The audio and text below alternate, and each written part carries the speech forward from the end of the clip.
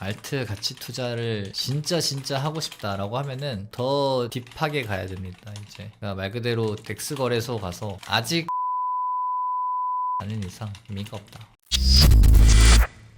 코인을 가치 투자하면 안 되냐? 코인의 가치 투자 케바케다 해서 비트, 뭐 이더, 솔라나, 뭐 리플 등등 메이저가 바닥일 때는 나름의 가치 투자가 가능하다. 무슨 가치가 있냐? 무슨 가치?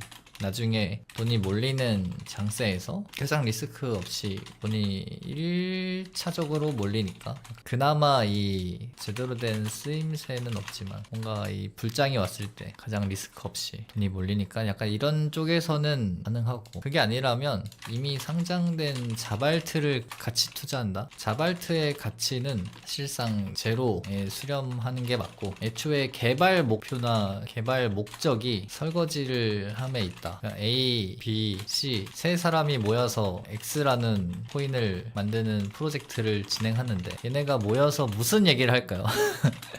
무슨 얘기를 할까 한번 상상을 해보세요. 여러분들이 코딩 잘하는 프로그래머야. 친구들 3명 모여가지고 술 한잔 하면서 야, 이 사기꾼들 판치는 세상, 우리가 코인을 만들어가지고 정의로운 세상을 만들고 모든 사람을 돈 벌게 하고 뭐 이런 얘기 할까요? 절대 아니죠. 야, 우리도 뭐 하나 만들어서 한탕하자. 이 애초에 목표가 이거라. 그죠? 얘네들이 모여가지고 저기 아니라 뭐 정말 가치 있는 코인을 만들어서 저기 어디 아프리카에 화폐도 없는 나라에서도 거래할 수 있는 화폐 코인을 만들어서 세상을 바꾸자, 뭐 이런 소리를 할까요? 그 얘기에서 한탕하자가 되는 거죠. 그죠? 이미 상장한 자발트를 같이 투자한다? 말이 안 된다. 그러니까 자발트는 이미 상장된 순간 가치 소멸이라고 보시면 돼요. 그나마 예전은 안 그랬거든요. 그나마 예전은 괜찮았음. 왜? 현물을 올려서 덤핑하는 게 불법은 아니었기 때문에. 그래서 오히려 예전에는 저가에 상장시켜서 이렇게 올려서 털고 내려왔죠. 현물 덤핑. 근데 요즘은 어때요? 그냥 애초에 시작가를 높여놓고 계속 팔기만 해요. 이건 사실 불법이 아니거든요. 이건 불법이 아닌데 얘는 상장시키고 펌핑하는 순간 불법이 돼가지고, 그래서 예전에는 그나마 괜찮았는데 요즘은 이거 자체도 불법이라서 상장하는 순간 가치 소멸되는 거예요. 상장 자체가 목표였고 원가가 빵원이라 그냥 찍어서 계속 팔면 인간 돈 복사기. 그래서 여기에 해당하는 알트가 뭔지 아시나요? 여기 정말 가치 있는 코인을 만들어가지고 홍채 인식하면 돈들임, 이런 로봇이나 AI가 하고 그렇게 벌어온 돈을 그냥 준다, 약간 기본소득 이런 느낌으로 사람들 막 꼬드겼잖아요. 결국 어떻게 됐나요? 이거 잘 포장해가지고 덤핑해서, 이때도 보면 참 신기한 게 딱 7월 이전이죠. 이 불법 되기 이전이에요. 정확히 불법 되기 이전, 이 펌핑 시키는 게 불법이다라고 법이 나오기 딱 직전에 깔끔하게 설거지 한 다음에 갔습니다. 그는 갔어요. 애초에 이 알트는 가치 투자라는 게 저는 이제 없는 것 같아요. 알트의 가치, 사실 합법인 시절에는 가치 투자가 저는 있었다고 믿어요. 알트에도. 왜냐, 펌프가 될 거라는 믿음에 대한 가치, 그 믿음에 투자를 할 수 있었다고 보거든요. 근데 사실 이게 불법이 되고 난 이후로는 알트의 입지가 좀 애매해졌습니다. 알트 가치 투자를 굳이 내가 하고 싶다, 알트 가치 투자를 진짜 하고 싶다라고 하면은 더 딥하게 가야 됩니다. 이제 그러니까 말 그대로 덱스 거래소 가서 아직 CX 상장이 안 된 애들 중에서 내가 천리안 계산해서 골라서 매수해 놓는 거 아닌 이상 의미가 없다. 이미 CX 거래소에 상장된 애들 중에서 가치 투자는 이제 사실 의미가 없습니다. 메타가 바뀌었기 때문에 상장시킨 후에 쭉 계속 팔기만 하는 메타로 바뀌어가지고, 그래서 최근에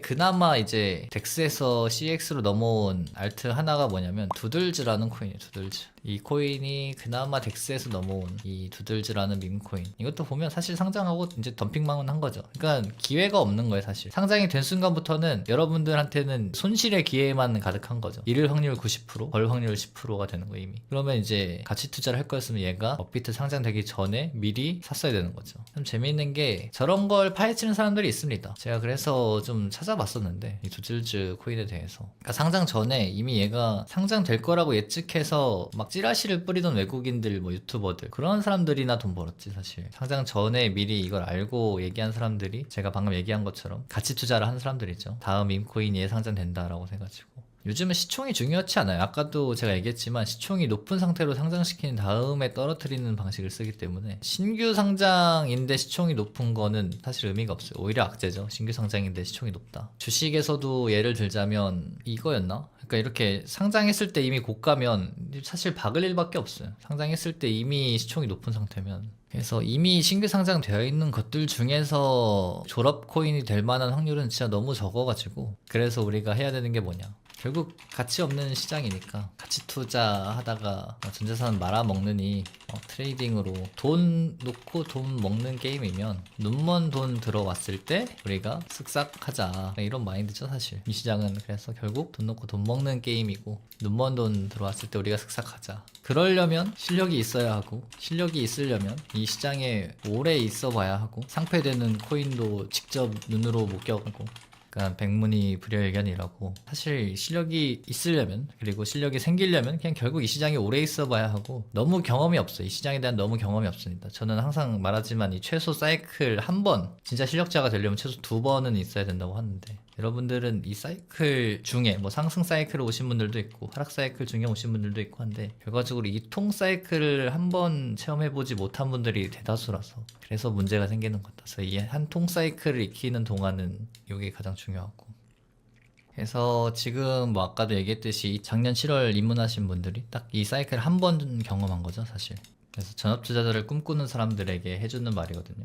이거 제가 옛날에 썼던 글인데, 이런 사이클을 최소 한 번이라도 경험했는지가 중요하다. 전업하려는 사람 무조건 상승장 구간, 하락장 구간 다 겪어봐야 된다. 이게 제일 중요하죠. 하락장에 입문한 사람은 떨어질까 두려워서 올라가는 코인을 이제 바라만 본다. 하락장을 경험한 사람은 이제 추세 틀어가지고 이제 상승장이 막 시작되고 있는데 이때 무서워서 못 들어가는 거죠. 특히나 그 당시에 제가 9월쯤 고점이 나온다, 9월까지 목표를 잡고 지금부터는 이제 모아가야 하는 시즌이 왔다 사팔하지마 했던 이런 구간에 하락장만 경험한 사람은 못 산다 이거죠. 아, 이거 결국 또 박스권 아니야? 괜히 여기서 샀다가 또 빠져가지고 나 한 20% 마이너스 맞는 거 아니야? 이런 걱정을 하게 된다는 거죠. 근데 결국 이 사이클을 오래 경험했으면 9월 늦으면 한 11월쯤까지 불장이 오는 시즌까지도 얼추 예측을 해가지고 미리미리 사놓을 수도 있고. 근데 또 상승장에 입문한 사람은 구조대가 다시 올 거라는 생각에 손절하지 않고 코인과 사랑에 빠지죠. 사이클을 경험해보지 못했으니까 구조대가 안 온다는 걸 모르는 거예요. 예를 들어서 뭐 이런 코인들, 이제 이 한 사이클 경험해보니까 알잖아요. 아, 아무리 존버해도 안 오는구나. 이제 알죠. 이 사이클 몇 번 경험해보면 고점에 물린 거 버틴다고 살려주지 않는구나 라는 걸 이제 깨닫게 된단 말이죠. 근데 상승장만 겪어본 사람은 계속 이 살려줬던 경험이 있으니까 버티게 되는데,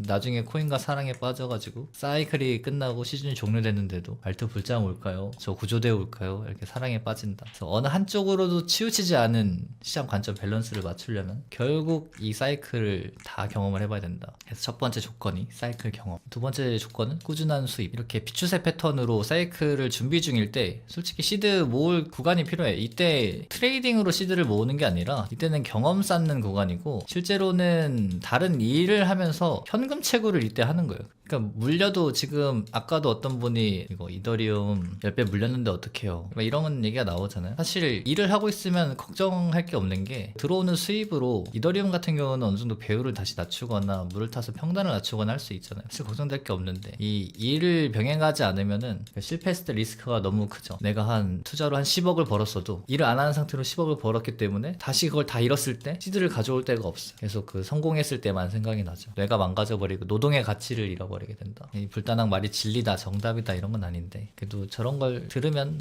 경험이 잘 되겠죠. 불단학 유튜브 라이브는 매주 월 화수 저녁 9시 30분 소통방 입장 설명 라이브